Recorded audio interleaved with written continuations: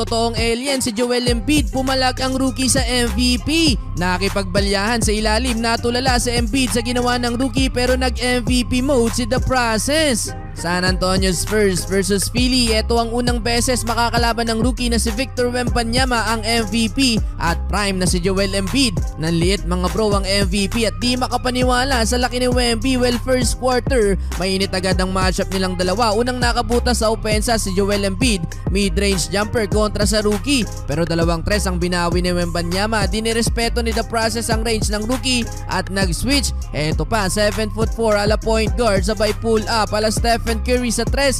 Napa-timeout ang Philly matapos ang 15-4 start ng Spurs. Nag-e-enjoy sa Embiid ka-matchup ang rookie, gustong mapakagat sa fake si Wemby. Todo pa sa paghabol sa tira ni Wembanyama, another mid-range jumper para sa MVP. Pero napag-commit siya ng foul ng rookie sa play na to, though na veteran na dito ni Embiid si Wemby mga bro at napakagat na sa fake. Dito naman nabuli na ang rookie sa poste, gumamit na ng katawan ng MVP, talsek si Wemby. Pero alley-oop dunk ang naging response niya ni Wemby mga bro. Well, tumotal ng 10 points si Wembanyama sa loob lang ng 6 minutes. Pero etong si Joel Embiid nagpatuloy ang pangmamama sa ilalim at kumana ng 24 points sa first quarter. Literal na binuhat ng opensa ng Philly, kinawawa pa sa ilalim si Collins. Tatlong bantay, no problem kay The Process, pasok pa ang patalikod na tira. MVP. Start of second quarter dahil wala si Joel Embiid, nagdumi na naman si Victor Wembanyama sa paint. 2 dunks mga idol at magkakasunod na nagtala ng field goal si Wemby, 6 straight points. Kahit yung kalaban sa bench mga idol nagulat sa ginawa ni Victor Wembanyama.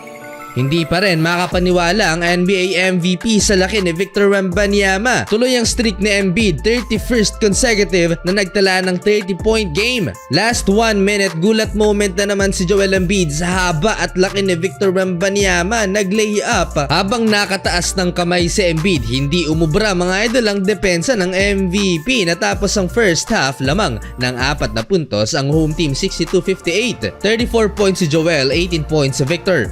Start of third quarter, nakalibre mga idol ng masahe si Victor Wembanyama, kinaldag ni Joel Embiid. After niya na beast mode si Victor Wembanyama, tinanggang i-posterize si Kelly Oubre Jr. Wemby again sa harap ni Embiid, alley-oop layup. Meron ng 40 points ang MVP at lumobo na sa double figures ang lamang ng Sixers. Na-foul trouble ang rookie Kelly Oubre Jr. dunk sa harap ni Wembanyama and 1. Ganda ng entry pass ni Embiid nang mag-collapse ang depensa ng Spurs. Etong si Kelly Oubre Jr. naman parang pader ang tingin kay Victor Wembanyama. Last 5 minutes, takeovers Joel Embiid at season high 54 points. Unstoppable mga idol, shooting 60% at 27 minutes pa lang naglalaro. Sinigurado ni Joel Embiid na hindi makakalimutan ni Victor Wembanyama ang unang gabi ng pagkaharap nila ng MVP dahil naitabla ni Joel Embiid mga idol ang kanyang career high in points, 59 sa pagtatapos ng third quarter. 104-89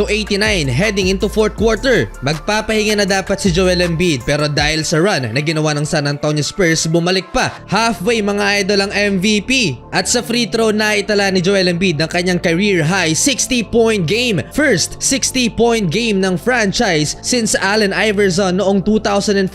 60 points ang career high ni AI at nabura na yan ni Joel Embiid. Another history for Joel Embiid dahil first player since 1990 na ginawa ni Michael Jordan na magtala ng 65 points and 17 rebounds in a single game. Pumapalag mga idol ang San Antonio Spurs, 127-116 last 3 minutes. At last 2 minutes, finally, nabura na rin ang record ni Wilt Chamberlain sa highest scoring game with 70 points. Historic performance, panalo ang Philly mga idol, 133-123, 70 points and 18 rebounds for Joel Embiid.